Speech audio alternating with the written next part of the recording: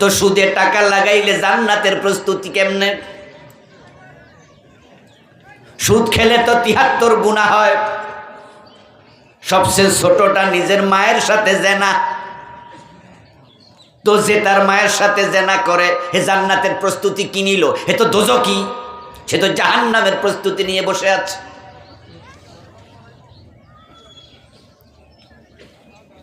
ও দোস্ত, ওজনে কম দিচ্ছেন, মালে ভেজাল দিচ্ছেন, মানুষ ঠকাচ্ছেন, অন্যের জমি দাল দলিল করছেন। ক্ষেত চাষ করতে যাইয়া কোদাল দিয়া আইল কাইটা ক্ষেত বড় করছে, এমন লোক আসেনি? সুবহানাল্লাহ কইয়া কোপ মারে। ফজরের নামাজ পড়ছে, টুপিটাও খোলে নাই। ফজরের টাইমে নামাজ পড়া টুপি মাথা দিয়েই গেছে ক্ষেতের আইল সোজা করতো। মুখে জিকির আছে আর হাতে কোপ মাইরা ক্ষেত বড় করতেছে। মা মরে গেছে, বাপ মরে গেছে 10 বছর, এখনো বোনের জমি দেয় নাই, জোর করে রাখছে, এমন ভাই আসেনি? এ ফাকুন্দি এলাকা কটিয়া দি নাই? আজকের মাহফিল 2-4 জন আছে, সমালোচনা করুন। জান্নাতে যাওয়ার প্রস্তুতি মানে কি? কোথাকার দিব এখন? মুছে তেল দিচ্ছেন, জান্নাতের কাঁঠাল খাবেন, কষ যেন না লাগে। জান্নাতের প্রস্তুতি মানে কি? সামনে পরীক্ষা। ছেলেরে বাপে জিজ্ঞাসা করে, কিরে প্রস্তুতি কেমন? জি আব্বা, জামা কাপড় কিনছি, জুতাও কিনছি, কলম রেডি, কাগজও রেডি। লেখাপড়ার খবর কি? এটা বেশি সুবিধা না, এটা প্রস্তুতি। এই দেশের হিন্দুরা পর্যন্ত জান্নাতে যেতে চায়, ইহুদি খ্রিস্টান সবাই বলে জান্নাতে যাব। এই জন্য পাকুন্দিয়া বাজার গেলে দেখবেন, কটিয়াদি বাজারে হিন্দু দোকানদার মরা বাবার ছবি দোকানের মাঝে লাগাইয়া মাঝ বরাবর লিখে দেয় স্বর্গীয় সত্যেন্দ্র নারায়ণ দাস, স্বর্গীয় শরৎচন্দ্র বাবু, স্বর্গীয় শ্যামল দত্ত। এরকম দেখেন নাই? আপনারা কি দেখছেন নি কোনোদিন? স্বর্গীয় মানে কি? জান্নাতে যাইব না গেছে গা, কি মনে হয়? শব্দ দিয়ে বোঝা যায় অলরেডি গেছে গা, মানে হে স্বর্গে যায় ঘুমাইতেছ। আর ছেলে দোকানদারি করতেছে, বাপের স্বর্গে পাঠাই দিচ্ছে। হিন্দু মিয়া ছেলে বাবার নাম লিখেছে স্বর্গীয় সত্যেন্দ্র নারায়ণ দাস, ওর বাবা স্বর্গে চলে গেছে, শখ আছে স্বর্গে যাবে। কিন্তু কোন হিন্দু, কোন মুশরিক, কোন কাফের আল্লাহর জান্নাতের গন্ধ পাবে না, যাওয়া দূরের কথা।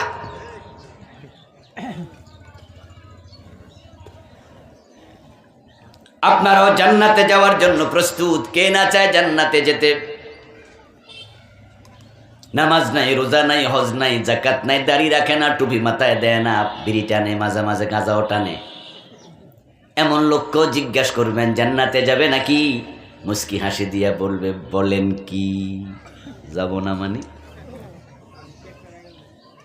তো জান্নাতে যে যাবে প্রস্তুতি কি? জুমার নামাজও তো পড়ো না, ওয়াক্তিয়া নামাজ তো নাই, জুমা পর্যন্ত পড়ে না, এমন মুসলমানের সন্তান নাই? রমাদানে একটা রোজাও রাখে না, 30টাই ভাঙ্গে। পড়াকো পাল্লা মুসলমান, পড়াকো পাল্লা। জান্নাতে যাবে জিজ্ঞাসা করলে বলে, হ্যাঁ, প্রস্তুতি কোথায়? জান্নাতের কোন নেয়ামত আল্লাহ নিজে ভোগ করবেন না, কারণ এসবের কোনো প্রয়োজন আল্লাহর নাই। তিনি এটা দেওয়ার জন্যই বানাইছেন। এখন যারা নিতে চায় তাদের জন্য তিনি 2টি শর্ত দিলেন। ওই 2 শর্ত যারা পূর্ণ করবে না তারা জান্নাত পাবে না, সে যদি নবীর বাবাও হয়। নবীর বাবা হোক, নবীর চাচা হোক, নবীর দাদা হোক, যেই হোক না কেন, সে জান্নাত পাবে না যদি আল্লাহর দেয়া শর্ত পূর্ণ না করে। 1 নাম্বার শর্ত, ইন্নাল্লাযীনা আমানু, নিশ্চয় যারা ঈমান এনেছে। জান্নাতে যাওয়ার জন্য প্রথম শর্ত ঈমান। ওয়া আমিলুস সালিহাত, এবং তারা নেক আমল করে। দ্বিতীয় শর্ত নেক আমল। এই 2টা যদি থাকে, আল্লাহ বলে তার জন্য জান্নাতুল ফিরদাউস আছে। আল্লাহু আকবার। আল্লাহ তাআলা যা বলেন সেখানে কোনো রকমের হেরফের হবে না। এই দুই শর্ত মানলে আল্লাহ আপনাকে জান্নাতুল ফেরদাউস দেবে এবং আপনাকে আমাকে ভাবতে পারেন যে বলেন কি এত বড় জান্নাত আমি পাবো। আমি বলি দোস্ত, আল্লাহ আপনাকে কেন, তিনি চাইলে ওই যে কুত্তারে পানি খাওয়াইছে এক মহিলা, সাথে সাথে সব গুনাহ মাফ করে জান্নাত দিছে। ওই বুখারীর সে হাদিসের ওই মহিলা ছিল পতিতা, চরিত্রহীনা। টাকা দিলে 1000 টাকা ইজ্জত দেয়, এমন কিছু নিকৃষ্ট মহিলা আছে না, ওদেরকে পতিতা বলে। এই চরিত্র আমাদের এখানে কারো নাই, কিন্তু আল্লাহ কুত্তারে পানি খাওয়ানোর কারণে এমন এক পতিতার সব গুনাহ মাফ করে তাকে বেহেশত দিছে। এ মানে আল্লাহ বুঝাইছে আমি আল্লাহ চাইলে আমি তোমাকেও দিতে পারি। সুবহানাল্লাহ। আমি চাইলে তিনি চাইলে আপনাকেও পারেন। লা তাকনাতু মির রাহমাতিল্লাহ, আল্লাহর রহমত থেকে নিরাশ হইও না। 100 জন খুন করার পরে জান্নাত পেয়েছে, এমন হাদিস আছে না নাই? ওয়াজে শুনছেন না? না শুনলে আর কি করবেন? পড়বেন, শুনবেন। সহিহ বুখারীর riwayat, সেটাও এক ব্যক্তি 100 জনকে খুন করছে, আল্লাহ এই লোককে এক পর্যায়ে জান্নাত দিচ্ছে। এই হাদিস শোনানোর অর্থ রাসূল এটা বুঝান নাই যে আপনিও 2-4 জন খুন করিয়েন, বরং রাসূল বুঝাইছে আল্লাহ চাইলে এমন খুনিকেও জান্নাত দিতে পারে। আরে আল্লাহর রহমতের তো সীমা নাই, অসীম রহমতওয়ালা তিনি।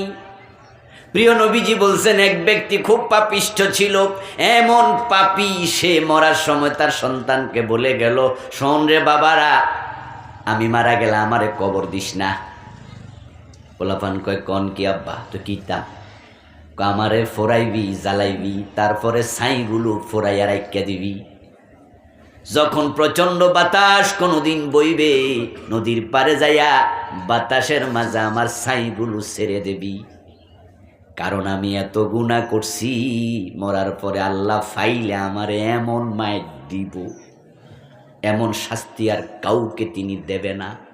এজন্য আমারে ফোরাইয়া জ্বালাইয়া ছাই বানাইয়া বাতাসে ছেড়ে দিবি। সন্তানরা বাবার উপদেশ মোতাবেক মৃত্যুর পর ঠিক তাই করল। রাসূলুল্লাহ সাল্লাল্লাহু আলাইহি সাল্লাম বলেন, ক্বালা তাআলা লিল আরদি আদ্দি মা খাস্তি ফাইদান হুয়া কায়েম ফাকালা তাআলা লাহু মা হামালাকা আলা মা সানাতা। রাসূলুল্লাহ বলেন, সন্তানরা বাতাসে দিল তাকে ছাই ছেড়ে। আল্লাহ তাআলা জমিনকে লক্ষ্য করে বলেন, ও জমিন, ওই বেড়ার যে দেহের অংশগুলো ছাইয়ের সাথে তোমার দেহের সাথে মিলেছে, আমি চাই সে অংশ ফিরাইয়া দাও। আদ্দি মা খাস্তি, ও জমিন তুমি যা গ্রহণ করেছো তার দেহের আমাকে ফিরাইয়া দাও। আল্লাহ একথা বলার সাথে সাথে ফাইদান হুয়া কায়েম, ওই বেটা আবার মানুষ হইয়া আল্লাহর সামনে দাঁড়াইয়া গেল। আল্লাহ এবার লোকটাকে প্রশ্ন করে, মা হামালাকা আলা মা সানাতা, এই মিয়া তুমি যে কাম করে আইলা, আগে ক এটা কেন করছো, হিসাব নিকাশ পরে হইব। আগে বলো তুমি সন্তানদেরকে এই নির্দেশ কেন দিছো, এইটা আগে ক। লোকটা এবার বলে, মিন খাশিয়াতিকা ইয়া রব, আল্লাহ আপনার শাস্তির ভয়ে। আমি তো বড় গুনাহগার ছিলাম, তাই ভাবছি আমনে ধরলে উপায় নাই, তাই আমি বলছি যে আমারে আল্লাহ যেন খুঁজায় না পায় এমন কাম করবি। আল্লাহ বলে, যে আমাকে এত ভয় পায় আমি আল্লাহ তাকে ক্ষমা করে দিলাম, যাও তুমি মাফ।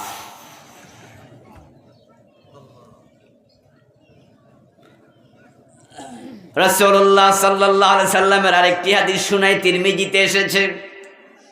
প্রিয় নবীজি বলেন, হাসরের ময়দানে আল্লাহ যখন মানুষকে জাহান্নামে পাঠাবেন, দুই ব্যক্তি জাহান্নামে গিয়ে জোরে জোরে চিৎকার দিতে শুরু করবে।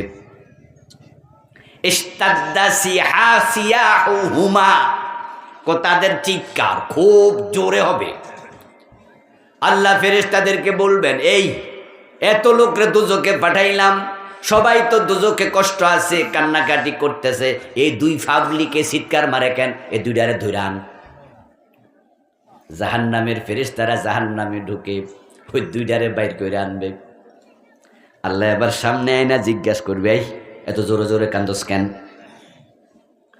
তখন তারা দুইজন বলবে, আল্লাহ আপনার দৃষ্টি আকর্ষণের আশায় আমরা বুঝছি জোরে কানলে আপনি ডাকবেন। সুবহানাল্লাহ পড়েন ভাইয়েরা, কি বুদ্ধি! আপনার দৃষ্টি আকর্ষণ করতে চাইছি, এবং আপনি যদি আমাদেরকে ডাকেন, বাহির করেন, তাহলে তো এটা রহমত যে কমপক্ষে বাইরে আসতে পারলাম, কিছুক্ষণ হইল দোজক থেকে বাঁচলাম, এই জন্য জোরে জোরে কান্তাছি। আল্লাহ বলবে, ও যা ঢোক, জাহান্নাম আবার ঢোক। এই দুইজনের মাঝে একজন দৌড় মাইরা জাহান্নামে ঢুকে যাবে। রাসূলুল্লাহ বলেন, জাহান্নামে ঢুকেই সে দেখবে জাহান্নামের আগুন আর গরম নাই, তার জন্য ঠান্ডা হয়ে আছে। সুবহানাল্লাহ। আরেকজন ঢোকে নাই, হে খায় রইছে। আল্লাহ তাকে জিজ্ঞাসা করে, এই মিয়া লগেরটা ঢুকলো, তুমি ঢুকলা না? সে জবাব দেবে, আল্লাহ আমি দাঁড়ায় দাঁড়ায় ভাবতেছি আপনি তো রহমান, আমার দোজক থেকে বাইর কইরা আবার দোজকে ঢুকাইবেন, এটা হয় নাকি?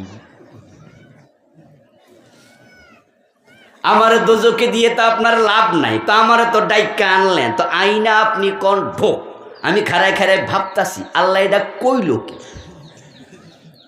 আপনি তো রহমান, তো আমার দোজকে আবার ঢুকাইয়া আপনার লাভ কি? তাই আপনার রহমতের চিন্তা করছি আমি, এত রহমতওয়ালা আমার আবার দোজকে ঢুকায় কেন?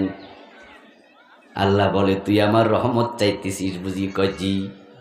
এবার ওডারে জিজ্ঞাসা করবো, ও মিয়া তুমি তাইলে দৌড়াইয়া ঢুকলা কেন? সে জবাব দেবে, আল্লাহ দুনিয়া থাকতে কথাবার্তা শুনি নাই, তাই মাইর খাইছি, আজকে না শুনলে আবার খাইনি, শাস্তি আরো বেশি পাই কিনা তাই ডরে ঢুকে গেছি, তোমার কথার অবাধ্য হই নাই। আল্লাহ বলে, দুইটাই যেহেতু আমার করুণার ভিখারি, যা দুইজনকে জান্নাত দিয়ে দিলাম। তিরমিজির হাদিস। ও প্রিয় ভাইরা, আল্লাহর জান্নাত পাওয়ার জন্য আমরা প্রত্যাশী। আল্লাহ চাইলে জান্নাতুল ফিরদাউস যদি আমরা দুইটা গুণ অর্জন করি, দেয়ার ক্ষমতা আল্লাহর আছে না নাই? নবীজি মুহাম্মদ সাল্লাল্লাহু আলাইহি ওয়াসাল্লাম জান্নাতের আলোচনা প্রসঙ্গে একদিন বলতেছিলেন, জান্নাতীদের মাঝে যারা উচ্চ মর্তবার জান্নাতি হবে, তারা জান্নাতের এত উঁচু মাকামে থাকবে, যারা নিচু মর্যাদার জান্নাতি তারা তাদেরকে এত দূরে দেখবে, তোমরা জমিন থেকে যত দূরে তারকা দেখো। কথাকে আমি বুঝাইতে পারতেছি? বুঝতেছেন তো?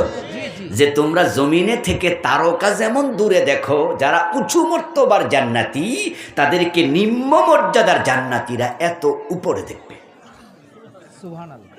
এই কথা শোনার সাথে সাথে একজন সাহাবী বলল, ইয়া রাসূলুল্লাহ, বুঝছি তিলকা মানাজিলুল আম্বিয়া। হুজুর আপনার কথা বুঝছি, ওই যে উপরে থাকবে এটা হলো নবীদের মঞ্জিল, আপনি এবং আপনার মতো যারা নবী তারা থাকবে এত উঁচে। এবার রাসূলুল্লাহ বলেন, না না না, নবীরা তো আছেই, কিছু মোমেনরাও এত উঁচুতে থাকবে। সুবহানাল্লাহ। নবী মুহাম্মদ জান্নাতুল ফিরদাউস পাবেন, নবী মুসা, ঈসা, লূত, হুদ তারাও পাবেন আলাইহিমুস সালাম। নবীরা জান্নাতুল ফিরদাউস পাবেন। আবু বকর কি ফিরদাউস পাবে না? কথা কি? কথা কইবেন না? বলুন, ওমর পাবে না? ওসমান জান্নাতুল ফিরদাউস পাবে না? জান্নাতুল ফিরদাউস নবীরা যেমন পাবে, উম্মতেরাও পাবে। এখানেও আছেন এমন কেউ, হয়তো আপনিও ফিরদাউস পাবেন। সুবহানাল্লাহ। তবে সেখানে পার্থক্য থাকবে। ফিরদাউসের মাঝেও অনেক ক্লাসিফিকেশন থাকবে।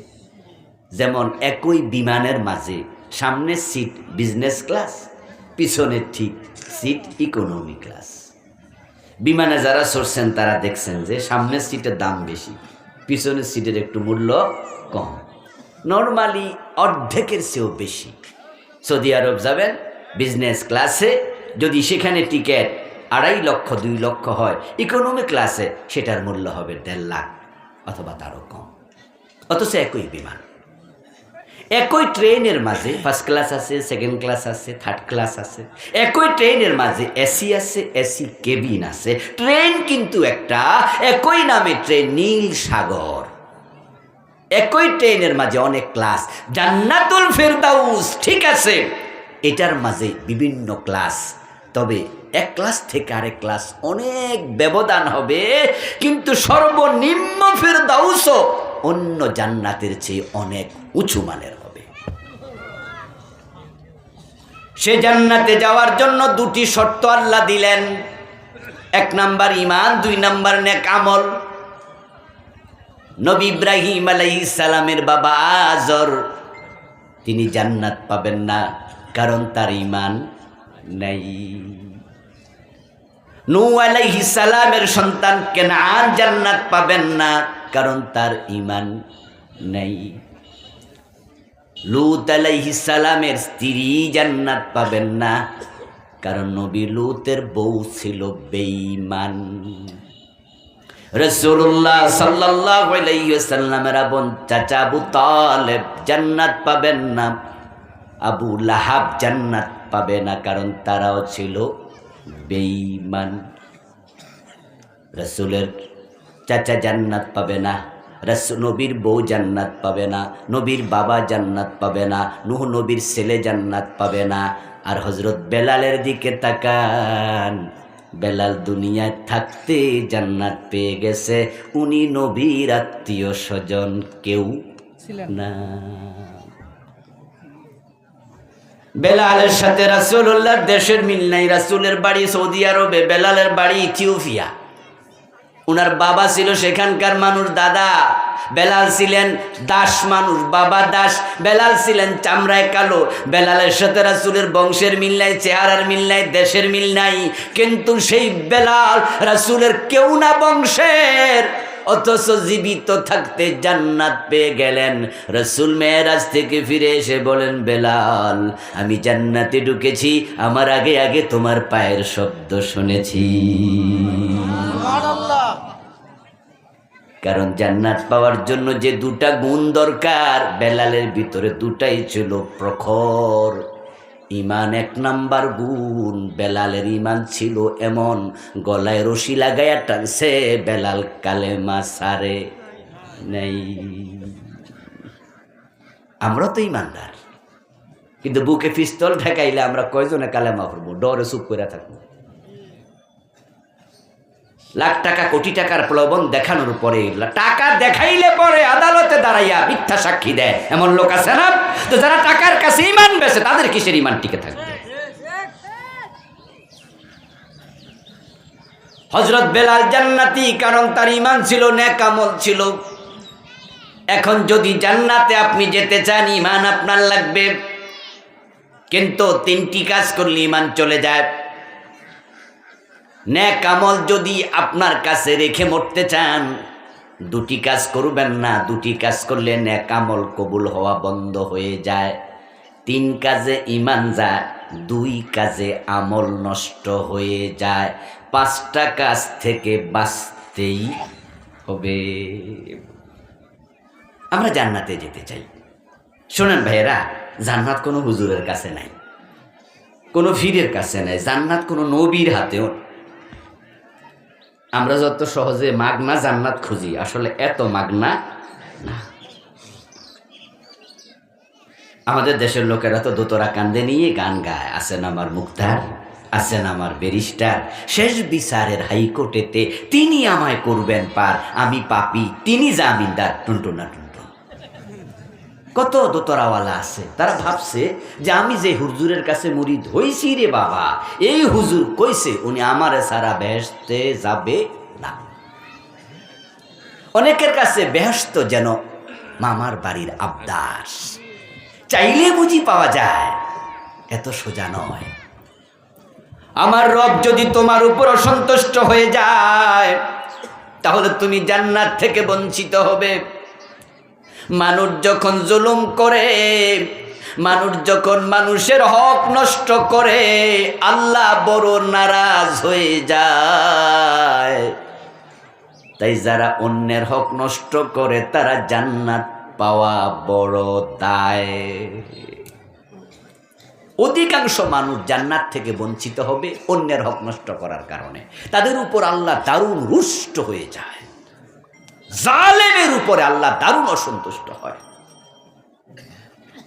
সুফিয়ান আস-সাউরি রাহিমাহুল্লাহ অনেক বড় মুহাদ্দিস, ইমাম বুখারীরও দাদা ওস্তাদ, তাবিঈ ছিলেন। উনি বলেছেন, দুনিয়ার মানুষ শোনো, ইন্নাকা লাকাইতাল্লাহা বিজুলমিন ওয়াহিদিন বিসাবঈনা জুলমিন ফীমা বাইনাকা ওয়া বাইনাল্লাহ আহওয়ানু আলাইকা মিন জুলমিন ওয়াহিদিন ফীমা বাইনাকা ওয়া বাইনান নাস। আল্লাহর সাথে তোমার ৭০টা অপরাধ আছে, জুলুম আছে। আল্লাহ বলছে মদ খেও না, তুমি খাইছো। আল্লাহ বলছেন জেনা করো না, তুমি করছো। আল্লাহ বলছেন মিথ্যা বলো না, তুমি মিথ্যা কথা কইছো। এরকম ৭০টা জুলুম করছো, অপরাধ করছো। গুনার নাম জুলুম, আল্লাহর কথা অমান্য করার নামও জুলুম। এজন্য আদম আলাইহিস সালাম যখন জান্নাতে আল্লাহর একটা কথা শুনে নাই, তখন তিনি যে দোয়া পড়ছিলেন, দোয়াটা ছিল রাব্বানা যালামনা আনফুসানা, আল্লাহ আমার নফসের উপর আমি জুলুম করছি। ইন্না শিরকা লা যুলমুন আযীম, শিরিক সবচেয়ে বড় জুলুম। মদ খাইছো, জেনা করছো, মিথ্যা বলছো, আল্লাহর সাথে ৭০টা জুলুম করছো। সুফিয়ান আস-সাউরি রাহিমাহুল্লাহ বলেন, আহওয়ানু আলাইক মিন জুলমিন ওয়াহিদ ফীমা বাইনাকা ওয়া বাইনান নাস। এই ৭০টা জুলুম এটা হালকা, ওই একটার তুলনায় যদি অন্য মানুষের উপর জুলুম করে থাকো। অন্য মানুষের উপর জুলুম করছেন একটা, আর আল্লাহর উপর করছেন ৭০টা। সুফিয়ান আস-সাউরি বলে ৭০টা আল্লাহ ১ সেকেন্ডে ক্ষমা করে দিতে পারে, কারণ তিনি মহান। সুবহানাল্লাহ। কিন্তু মানুষের উপর যদি একটা জুলুম করো, এটা আল্লাহ ক্ষমা করবেন না যদি সেই লোকটা ক্ষমা না করে। এই যে বাজারে যাইয়া ফসা লাউটা বেচালাইছেন, পোকে খাওয়া লাউটা বিক্রি করে দিছেন, আপনি নিজের চোখে দেখছেন যে লাউয়ের পেট বরাবর ছিদ্র আছে। নিজে আসরের নামাজ পড়ার জন্য বাজারে রওনা দিছেন, বউ কইছে ঘরে, ওই যে লাউটা একটু বুড়া বুড়া হয়ে যাইতেছে, বেশি হইতে সময় যাচ্ছে, বেচালাম তো, ফোলাপান লাউটাও খায় না, তরকারি রানলো হয় না খানা। আপনি বলেন ওকে, আসরের নামাজটা বাজারে ফরি, লাউটাও বিক্রি করি। টান দিয়া সিরা দেখেন পেট বরাবর পোকের ছিদ্র। আপনি আর মনে মনে ভাবেন যে লাউ যদি বাজারে বেশি, দাম তো পাবো না, এখন কি করি? এরপরে আপনার মন বলছে যে আর তাড়াতাড়ি বেচালা কিনিন না, যেন টেরি না পায়। এবার লাউটা বাজারে নিয়া লাউটারে মাটির মাঝে রাইখা আপনি খাড়াইছেন, অন্য অন্যদের সারিতে তরকারি যারা বেছে। বলুন তো ও মুসলমান নামাজিরা, ওই লাউয়ের ছিদ্রটা কি উপরের দিকে দেয় না নিচের দিকে?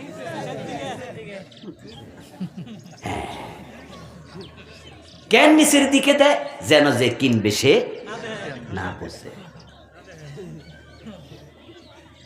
আর তাড়াতাড়ি কয় আল্লাহ আল্লাহ আল্লাহ, তাড়াতাড়ি তাড়াতাড়ি আল্লাহ রে কয় আল্লাহ তাড়াতাড়ি, যে কিনবে হে তাড়াতাড়ি কিনা লাগ। চাচা লাউ কত? বলে আর কত, কত দিবেন দেন ভাই, তাড়াতাড়ি নেন।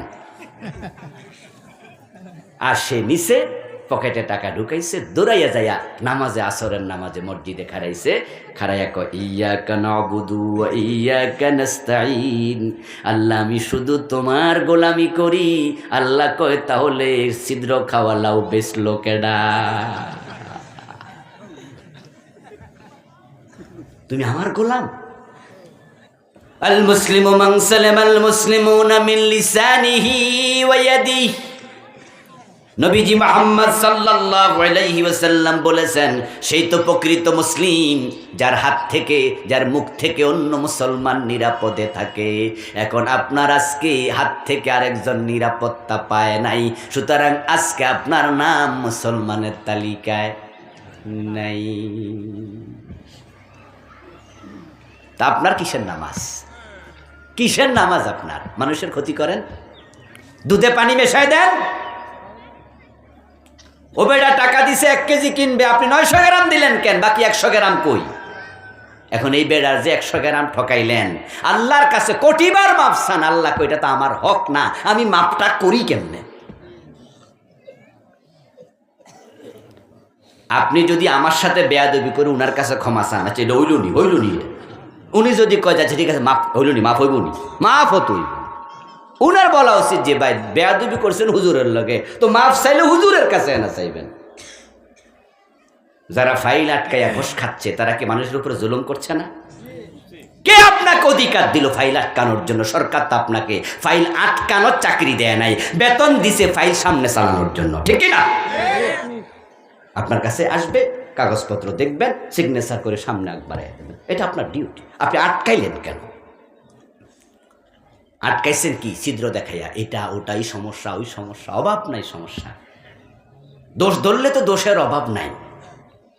রাস্তায় পুলিশে আমার গাড়ি থামাইছে একবার, থামানোর পরে ড্রাইভার তাড়াতাড়ি নামছে। ওই গাড়িটা আমি ভাড়া নিছিলাম, নেমে দৌড় মাইরা আমার সামনে গাড়ি রেখে দৌড়াইয়া পুলিশের কাছে গেছে, যাইয়া আবার দৌড়াইয়া চলে আসছে, 2 মিনিটও লাগেনি। আমি কইলাম কিরে ভাই ঘটনা কি? দেখেন না ধৈর্য এই কাগজগুলো নিয়ে গেল। তো নিচে কাগজ, তো দৌড় মারলেন, আবার আইলেন, গেছি 100 টাকা দিছি, কাগজ নিয়ে এসছি। তো আমি বললাম দোষ কি? দোষ তো জিগাই নেই, কথা বুঝছেন কিন্তু এই যে কাগজ নিল, দৌড়লো, গেলেন, দিলেন, দোষ কি? দোষ জিগাই নেই। তো দোষ না থাকলে দিলেন কেন? হুজুর দোষ যদি খোঁজে তাহলে দোষ অভাব নাই।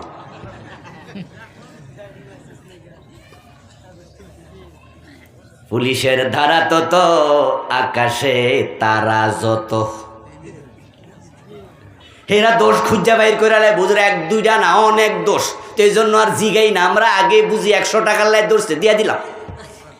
আপনার কাছে আমার প্রশ্ন, আপনি রাস্তায় খাড়াইয়া 100 টাকা গোশ খাওয়ার জন্য গাড়ি আটকাবেন, সরকার কি চাকরিটা আপনারা দিছিল? কেন আটকাইলেন? এই যে আপনি মানুষের টাকা খান, মানুষের ওজনে কম দেন, বেজাল দেন, মানুষ ঠকান, মনে করবেন না যে আপনি জান্নাতি, বরং এই আমলগুলো আপনার জান্নাত আটকাইয়া দেবে। এটা সুবহানাল্লাহ, ইন্না লিল্লাহ কোন, এটা নাউজুবিল্লাহর আয়াত, নাউজুবিল্লাহর ওয়াজ। আল্লাহর কাছে ফানা চান। আমরা এই জাতীয় অপরাধে বেশি জড়িত থাকি, ঠিক না? আরেকজনের ঠকানো এটা অন্যায় মনে হয় না, বরং কি মনে হয় জানেন না? আমি চালাক।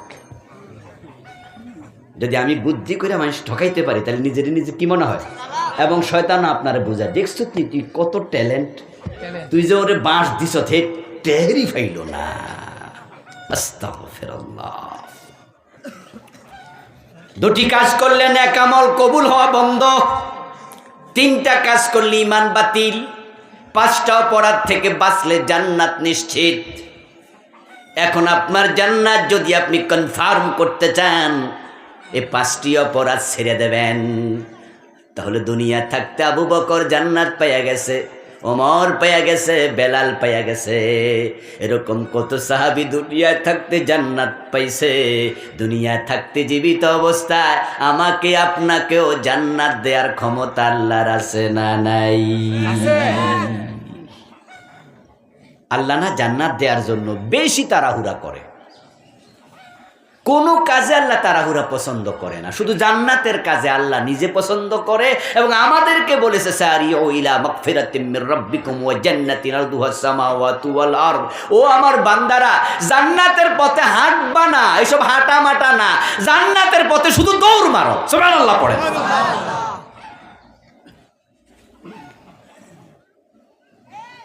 আচ্ছা, রাস্তায় গাড়ি দাঁড়ায় আছে, লোকাল বাস, আপনি উঠবেন, দেখবেন যে কিছু লোক আছে গাড়ির হাত দিয়া ডাইকা তারপরে এমন দৌড় মারে। কিন্তু যারা একটু ভিআইপি পার্সন তারা কিরম দৌড়াদৌড়ি করে গাড়িতে ওঠে, তারা বলে যে মানুষে দেখলে কি করব, আর আমার জন্য এটা মানায় যে আমি দৌড় মারু বাচ্চা পোলাপনের মতো, গাড়ি একটা মিস হলে হোক আর একটার জন্য দাঁড়াবো। দৌড়াদৌড়ি করা এটা ব্যক্তিত্বের সাথে সাংঘর্ষিক। তো আল্লাহর মতো মহান সত্তা আমারে কয়, আপনারে কয় জান্নাতের দিকে দৌড়াও। এর কারণ আল্লাহ চায় মানুষ তাড়াতাড়ি জান্নাত পাইয়া যায়।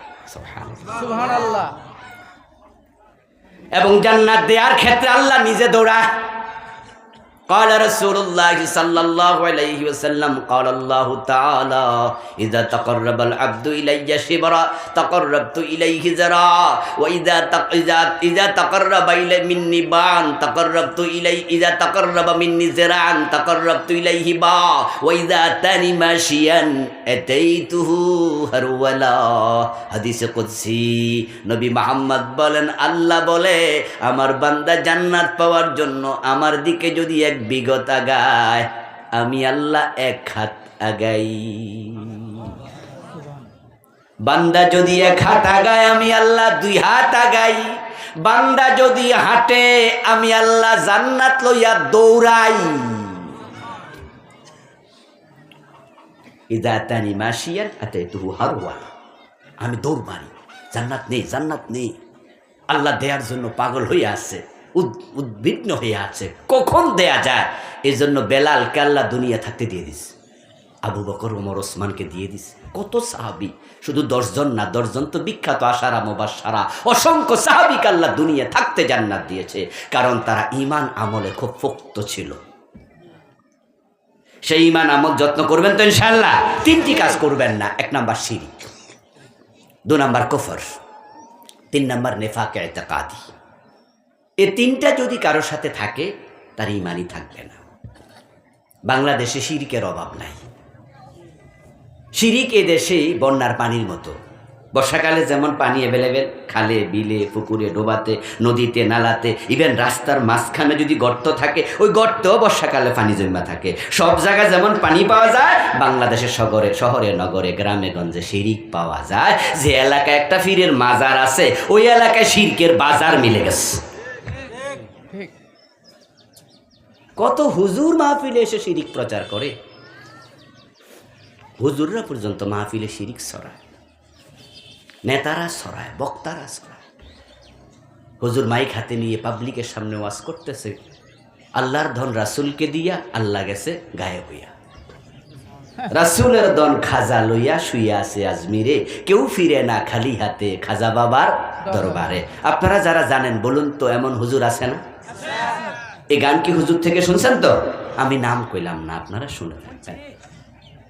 প্রিয় ভাই, হুজুর বলতেছে খাজা বাবার কাছে কেউ খালি হাতে ফিরে না। অথচ বলুন তো, খাজা বাবা কিছু দেয়ার কি কোনো অধিকার আছে? সামর্থ্য আছে? মরে গেছে, শেষ। এ নিজে তো অন্যের দোয়ার মুখাপেক্ষী। যত বড় খাজা বাবা হোক, উনার কবরে গিয়ে আমরা কি দোয়া করি? আসসালামু আলাইকুম আহলাদ দিয়ার মিনাল মুমিনিনা ওয়াল মুমিনাত ওয়াল মুসলিমিনা ওয়াল মুসলিমাত আনতুম লানা সালাফ নাহনু লাকুম তাবা ইনশাআল্লাহু বিকুম লাহিকুন নাসআলুল্লাহ লানা ওয়া লাকুমুল আফিয়া।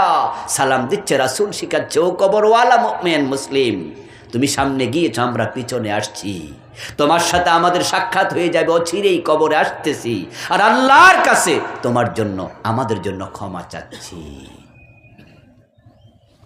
কবরে গিয়ে আপনি মৃত ব্যক্তির জন্য ক্ষমা চাইবেন। কবরস্থ মানুষ পানিতে ডুবন্ত ব্যক্তির মতো। যে ব্যক্তি সাঁতার জানে না, পানিতে নৌকা ডুবে গেছে, ওই সাঁতার না জানা ব্যক্তি যেমন ডুবতে থাকে, কবরের মানুষ অনুরূপ কষ্টে থাকে। যারা উত্তম আমলওয়ালা তারা ব্যতীত, তারাও দোয়ার মুখাপেক্ষী। এখন কবরে কে অবস্থায় কি আমরা জানি কিছু? নবী ছাড়া এবং রাসূল যাদেরকে বলেছেন সাহাবীদের মাঝে তোমরা জান্নাতি, ওই কয়জন ছাড়া আর অন্য কারো ব্যাপারে কিচ্ছু আমরা জানি না। হ্যাঁ, আমরা বলতে পারি যে হ্যাঁ, খাজা মঈনুদ্দিন চিশতি, শাহজালাল, শাহপরাণ, আমরা আশা করি ওনারা কবরে ভালো আছেন, কিন্তু নিশ্চিতভাবে বলার কোনো সুযোগ তো আমাদের কাছে, এটা তো ওহির ব্যাপার। আমার বন্ধু হুজুর বলছে খাজা বাবার কাছে গেলে সব পাওয়া যায়, শিরিক। কত গণক, কত ঠাকুরের কাছে হাত দেখানোর জন্য আমরা যাই, অথচ 1 সেকেন্ড পরে কি হবে জানে শুধু আল্লাহ, অন্য কেউ ভবিষ্যৎ জানে, এটা মনে করা শিরিক। নেতারা মাইক হাতে নিয়ে বলে জনগণ সকল ক্ষমতার উৎস, এই কথাটা বলা শিরিক। সব ক্ষমতার মালিককে জনগণ। আবার কবে ক্ষমতার উৎস হইল? কবে হইল? এই যে আমার সামনে জনগণ বসে আছেন, ও জনগণ শুনুন, আপনাদের মতো দুর্বল কোন মাখলুক আল্লাহ বানায় নাই। খোলেকাল ইনসানু দাইফা, আল্লাহ কোরআনে বলে মানুষকে দুর্বল করে বানানো হইছে। আর তারা অহংকারী হইয়া কয় আমরা সব ক্ষমতার মালিক। তুমি যখন মায়ের পেট থেকে আসছো তখন 6 মাস পর্যন্ত ওয়াও ওয়াও করে কাঁদছো, খানা ছাইয়া খাইতে পারো নাই। অথচ মুরগির বাচ্চাটা দেখো, মুরগির বাচ্চা ডিম থেকে বের হইয়া একা একা হাঁটতে পারে, মানুষ হাঁটতে 10 মাস 9 মাস লাগে। মুরগির বাচ্চা তো মাসে সবল। ও দোস্ত, নিজের খাবার তুমি খাইতে 2 বছর 2.5 বছর লাগছে, 1.5 বছর 1 বছর কমপক্ষে নিজে খাইতে জানতা না। আর তাকায় দেখো মুরগির বাচ্চা নিজের খাবার নিজে খায়। ছাগলের বাচ্চা জন্মের পর থেকে মায়ের দুধ নিজে টেনে টেনে খায়, দৌড়াইয়া দৌড়াইয়া হাঁটে। একটা ছোট্ট মৌমাছি, ছোট্ট মাছি পর্যন্ত আত্মরক্ষার জন্য মুখের মাঝে হুল আছে।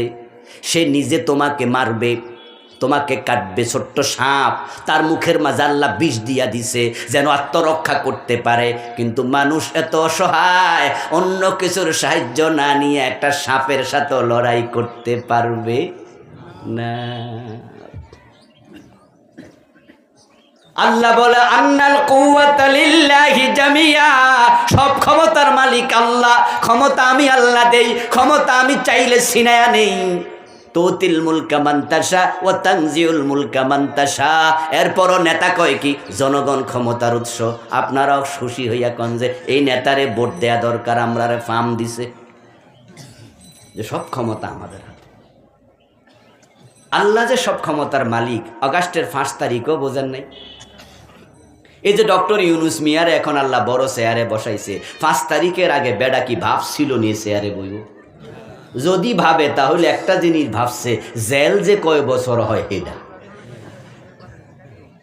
কারণ আমেরিকা থেকে সুইজারল্যান্ড থেকে বাংলাদেশে আইতো আর শুধু আদালতে হাজিরা দিত। এক মামলা এত বড় বড় আছিল, এক মামলাও যদি 20-30 বছর করে জেল হইতো, যে কয়টা দিছিল 250-300 বছরের নিচে জেল হইতো না। আদালতের 8 তলায় বসছে মজলিস, হাইকোর্টের 8 তলায় ওনার এজলাস। উঠবে লিফটে, আর কারেন্ট চলে গেছে, মানে কারেন্ট সরাই দিছে। এ বুড়া 83-84 বছর বয়স্ক লোকটা হাইটা হাইটা উঠছে, যে দেখে হাকিম নাই, খারাই থান হাকিম আইতাছে, দাঁড় করাইয়া রাখে, লিফটে তোলে না, হাঁটাইয়া হাঁটাইয়া তোলে। মনে মনে ভাবছে কয় বছর জেল হয় আল্লাহ জানে। আর 5 তারিখে আল্লাহ হেরে দৈরাই না বড় চেয়ারে বসে। আজীব তো, ক্ষমতা পাবলিক দেয় নাই, দিয়েছে কে? এটা আল্লাহর নিয়ম। আল্লাহ কাঙ্গাল রেও দেয়। আবার যারা ঘোষণা করছিল ভিশন 2041 যে ক্ষমতায় থাকবো 2041 পর্যন্ত, ঘোষণা করে নাই? 2041 ভিশন 2041। বড় নেতা বলেছে কিসের আন্দোলন তোমরা করো, কিসের আন্দোলন? এই বছর না ওই বছর মানুষ বাঁচে, কোনো কিচ্ছু হবে না, আমরা সরাইতে পারবা না, আমরা আছি, আমরা 41। নেতা 41, সেনাবাহিনী প্রধান আইসা কয় ম্যাডাম মাত্র 45, তাও মিনিট। 45 সাল না, 45 মিনিট, এর চেয়ে বেশি নাই। তাড়াতাড়ি পালান, নরমাল হাঁট লইব না, দৌড়াইয়া পালান। এর বেশি সময় আমি আপনাকে ট্যাকেল করতে পারবো না। এমন ভাবে পালিয়ে যেতে বাধ্য হয়েছে। এগুলো আল্লাহর ইশারা। ক্ষমতা যাকে চায় তাকে দেয়, যাকে চায় সরাইয়া দেয়। রান্না করা খাবার পর্যন্ত খাইয়া পালানোর সময় পায় নাই। এক কাপড়ে পালাইয়া গেছে, কাপড় চোপড়গুলো পর্যন্ত নিতে পারলো না। আপনারা দেখেন না টেলিভিশনে, দেখেন নাই ফেসবুকের মাঝে ফোলাফান যাইয়া কাপড় খুইলা খুইলা মানুষের দেখায়, হাত দিয়া লাড়াইয়া লাড়াইয়া। এমন কাপড় যেগুলোর নামও কওয়া যায় না শর্মে। আর আপনি নেতা হইয়া আপনি মাইক হাতে নিয়ে বলছেন জনগণ ক্ষমতার উৎস। শিরিক করবেন না। হিন্দুদের মূর্তি পূজা যখন আসে, শিরক বাংলাদেশকে চেয়ে নেয়, ডেকে নেয়। টেলিভিশন, পত্রিকা, বিভিন্ন জায়গায় শুধু শোনা যায় ধর্ম যার যার, উৎসব আস্তাগফিরুল্লাহ। আল্লাহ স্লোগান লাকুম দীনুকুম ওয়ালিয়া দীন, তোমার ধর্ম তোমার, আমার ধর্ম আমার। দুইটা এক না, দুইটা আলাদা। স্লোগান হবে ধর্ম যার, উৎসব তার। শিরক থেকে বাঁচুন। শিরকের উপরে বইটি আমি লিখেছি কয়েক বছর আগে। এটাতে আমি বাংলাদেশে চলমান 29টা শিরক লিখেছি। 29টা, 3-4টা না কইলাম। কুফর, কুফর করলে ইমান শেষ। যেমন কাদিয়ানি কুফর করেছে, আমরা সবাই মিলে ফতুয়া দেই কাদিয়ানিরা মোমেন না কাফের। তারা কি কোরআন মানে না? তারা কি নামাজ পড়ে না? তাদের কি টুপি দাড়ি নাই? তারা কি আজানের মাঝে আশহাদু আল্লা ইলাহা ইল্লাল্লাহ বলে না? আশহাদু আন্না মুহাম্মাদুর রাসূলুল্লাহ বলে না? সব বলে। তারপরও কাদিয়ানি কেন কাফের? কারণ তারা কোরআন মাজিদের একটি বিধান অস্বীকার করে, সেটা হচ্ছে মুহাম্মাদুর রাসূলুল্লাহ শেষ নবী। তারা নবী মুহাম্মদকে শেষ নবী মানে না, অস্বীকার করে। বরং তার 1835 সনে জন্ম নেয়া গোলাম আহমদ কাদিয়ানকে নবী মানে। গোলাম আহমদ কাদিয়ান আজ থেকে 250 বছর আগে জন্ম নিল। সে জন্ম নিয়ে বড় হইয়া দাবি করে সেই নবী।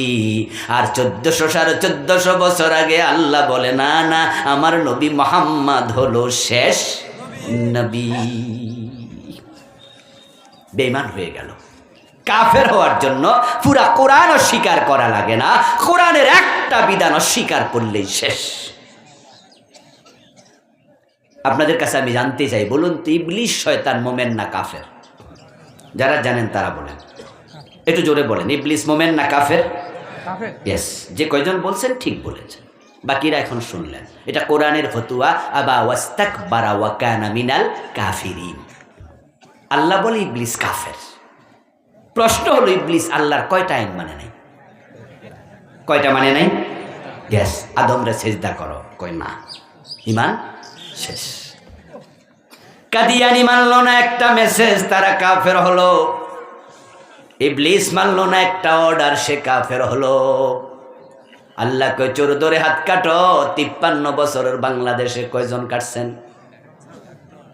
আল্লাহ বলে জেনা করলে 100 বেত লাগাও, বিবাহিত হলে পাথর মেরে হত্যা করো। 53 বছরে কয়জন জেনাকারীকে বেত মারছেন? রাসূল মুহাম্মদ সাল্লাল্লাহু আলাইহি ওয়াসাল্লাম বলেন মদ পান করলে 80 বেত লাগাও। হযরত ওমর নিজের ছেলেকেও ছাড় দেন না, 80 বেত লাগাইছে। 53 বছরের বাংলাদেশে মদখোরকে 80 বেত লাগাইছেন কয়দিন? ইবলিস মানে না একটা, কাদিয়ানি মানে না একটা, আর বাংলাদেশে আমরা মানি না কয়টা?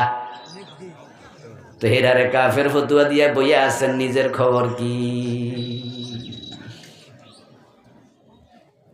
শোনেন, যদি শাশুড়ি সারাদিনও বদদোয়া দেয়, বউ মারে, আল্লাহ তাআলা শাশুড়ির বদদোয়া শুনে কবুল করে ফেলে তা না। আল্লাহ বৌমার দিকে তাকাইয়া দেখে আসলে বৌমা অপরাধী কিনা। আল্লাহ বউয়ের জন্য আছে, আল্লাহ শাশুড়ির জন্য আছে।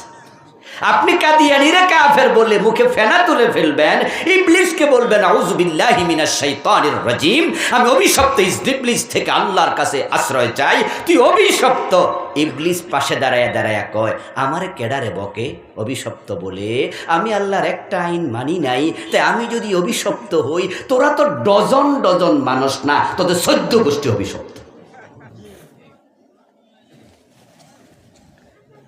কুফরি নিয়ে আলাদা একটি বই লিখেছি, আমার লেখা মোটা একটি বই আছে, পড়বেন। পড়লে কলবে গাথে। এই জন্য আল্লাহ প্রথমে বলছি ইকরা। বাংলাদেশে চলমান 56টা কুফর লিখছি, কাদিয়ানির একটা, শয়তানের একটা বলছি। তাহলে বাকি যে 54টা কুফরি আছে, ওগুলো জানবেন না? আচ্ছা, না জেনে যদি কেউ বিষ খায়, তাহলে কি মরে না?